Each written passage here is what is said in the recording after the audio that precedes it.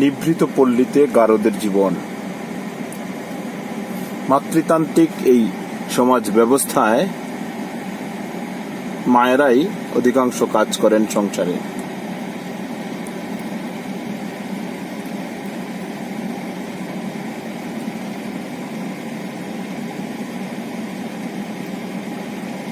মাটির ঘরে টিনের ছাউনি।